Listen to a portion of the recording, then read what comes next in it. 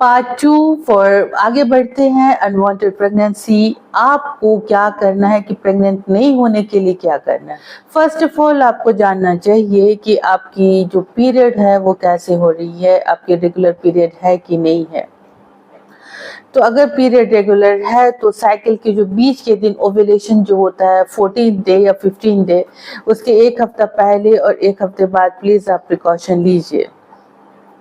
Otherwise अगर regular intercourse के chances रहते हैं अगर, तो बेसिकली सबसे अच्छा है कि अगर आपकी शादी नहीं हुई है तो आपके जो पार्टनर है वो प्रिकॉशन ले, यानी कि कॉन्डोम यूज कर सकते हैं। कॉन्डोम कैसे यूज करना है उसके बहुत सारे वीडियोस हैं, उसको अच्छे से आप देख सकते हैं। ये वीडियो देखने से आपको समझ में आ जाएगा कि प्रॉपरली यूज ऑफ कॉन्डोम।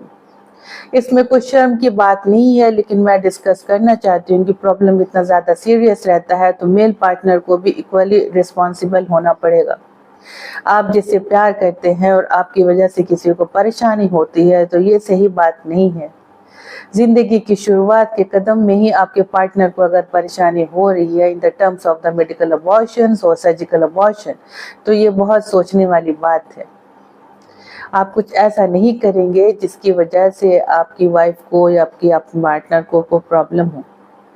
तो use condom, that will be the best thing that I will advice. Second thing is that कि जैसे कि आपके रेगुलर चांसेस है इंटरकोर्स के, तो इन दैट सिचुएशन आप ओसी पिल्स खा सकती हैं अगर मेल पार्टनर्स रेडी नहीं है। ओरल कंट्रासेप्टिव पिल यानी कि उससे कोई साइड इफेक्ट्स नहीं होते हैं, first thing. Second thing is that low dose pills होते हैं आजकल मार्केट में जो कि आप आराम से यूज कर सकते हो। मैं कुछ ब्रांड्स के नाम आपको लिख दूंगी, उसको आप देख सकते हो। How to use the low dose pills, ये आपको पीरियड के सेकेंड डे से लेना है और उसको 21 डेज खानी होती है। इसके बाद उसको स्टॉप करनी है और पीरियड होगी फिर थर्ड डे से शुरू करना है। कुछ पिल्स होते हैं जो कि बहुत लो डोज होते हैं, वो 24 टैबलेट्स के आते हैं, तो उसको फिर सेकेंड डे से ही स्टार्ट करना है, यानी कि पीरियड के सेकेंड डे से। यानी आज पीरियड हुई तो आपको कल से शुरू करना है, सेम टाइम पे खाना है, मिस नहीं करना है। Don't miss the low dose pills because उससे प्रेगनेंसी के चांसेस बढ़ जाते हैं। 24 डेज खाना है और फिर स्टॉप करना है और 4 डेज का सिर्फ गैप रहता है, उसी में पीरियड होगी, थोड़ा बहुत होगा, ज़्यादा नहीं होगा। 4 डेज के गैप के बाद अब फिर से इसको खाओगे। हर वक्त टाइम को मॉनिटर करके सिर्फ फिक्स टाइम पे, कभी सुबह कभी शाम ऐसे नहीं खाना है। और भूलना नहीं है, नहीं भूलने के लिए आप कैलेंडर जो टेबल कैलेंडर होता है, दवा खाने के बाद एक क्रॉस कर लीजिए। मोबाइल में एक रिमाइंडर डाल दीजिए ताकि आपको हर दिन याद आ जाए कि आपको पिल्स खानी है। इस तरह से आप प्रेगनेंसी से बच सकते हो अगर आप प्रेगनेंसी नहीं चाहते हो। ये आप उसको 6 महीने या 1 साल आराम से खा सकते हो।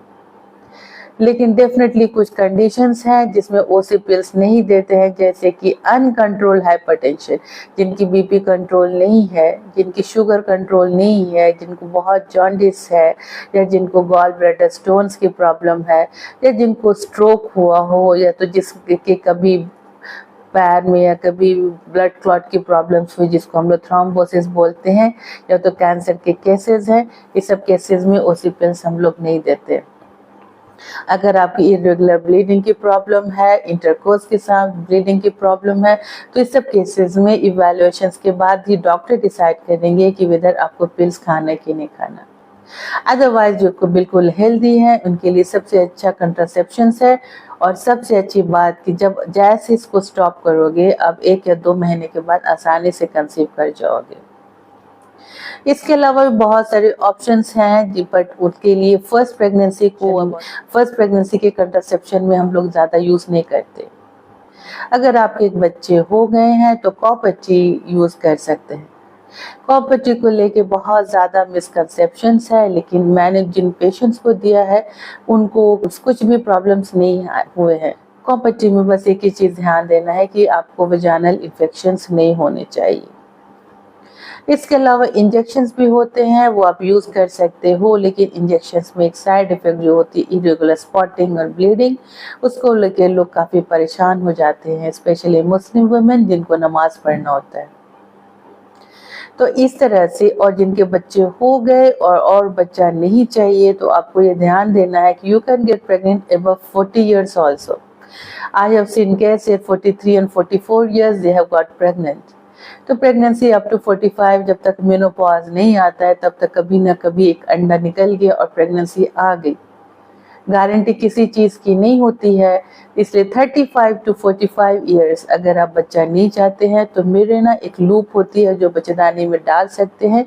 इससे आपकी पीरियड की भी प्रॉब्लम सॉल्व हो जाएगी और कंट्रासेप्शन यानी कि बच्चा नहीं आने की भी चांसेस नहीं रहेंगे।